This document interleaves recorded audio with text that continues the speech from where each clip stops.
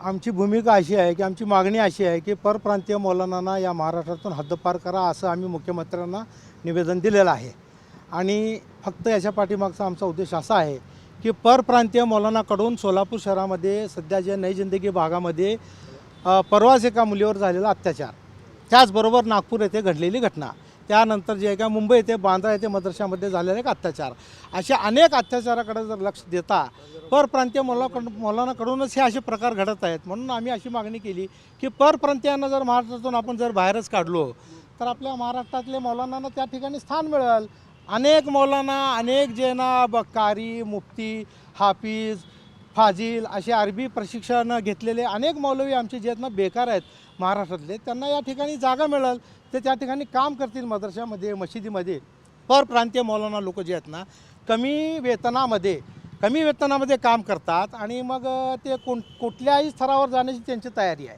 म्हणजे सामाजिक बांधिलकी जोपासायची, थोडं आपलं लाडीगोडी करायची आणि आपल्या समाजामध्ये एक चांगली बांधिलकी, बंधुभावपणा निर्माण झाला की लगेच गटतट निर्माण करायचं आणि लगेच समाजातील अडाणी ज्याला अशिक्षित लोकांना भोंदू बाबागिरीकडे किंवा अंधश्रद्धेकडे वळवायचं आणि मग त्यांच्या खिशावर डल्ला ठेवून त्यांना लूटमार करायचं।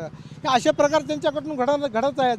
मग ते असे लोक इथं नकोच आहेत ना, त्यांच्याकडून काय प्रबोधन होऊ लागलं आहे समाजाचं, ते काय समाजाला चांगली दिशा देण्याचं काम करतायत, त्यांनी समाजावर कुठले चांगले संस्कार घडवू लागलेले आहेत। त्यांनी विद्यार्थ्यांना घडवण्यापेक्षा विद्यार्थ्यांना जास्त फाजीलपणामध्ये आणण्याचं काम सुरू केलेलं आहे। म्हणून आमचं त्या परप्रांतीय मौलाना लोकांना आमचा विरोध आहे। आपली कोणती संघटना आहे का, नेमकं काय म्हणून तुम्ही विरोध? आमची संघटना म्हणताना आमची एकता बौद्ध संस्था ही रजिस्टर्ड संस्था आहे।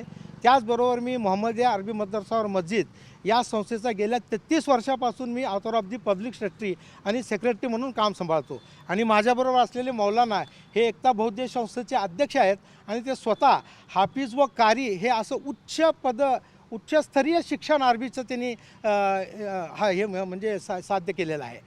असे मौलाना माझ्याबरोबर आहेत आणि अनेक लोकांचं मला या प्रकरणाला जे ना अनेक लोकांचं मला पाठिंबाही आहे आणि अनेक लोक मला विरोध दर्शवतात।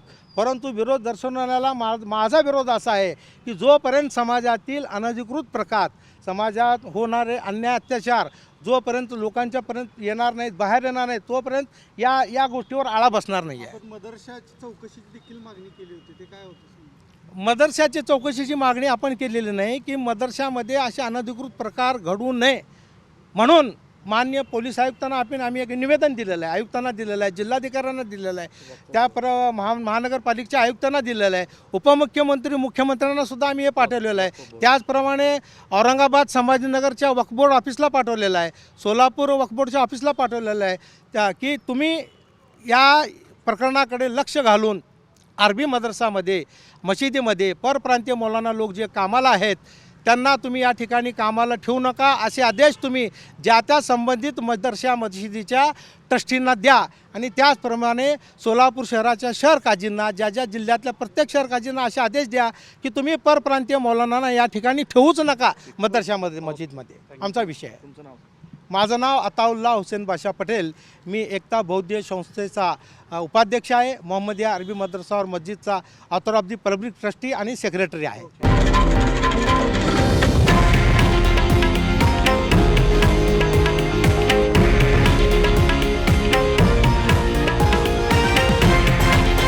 हे आहे देशातील नंबर 1 न्यूज नेटवर्क आणि आपण पाहत आहात TV9 मराठी, एकमेव।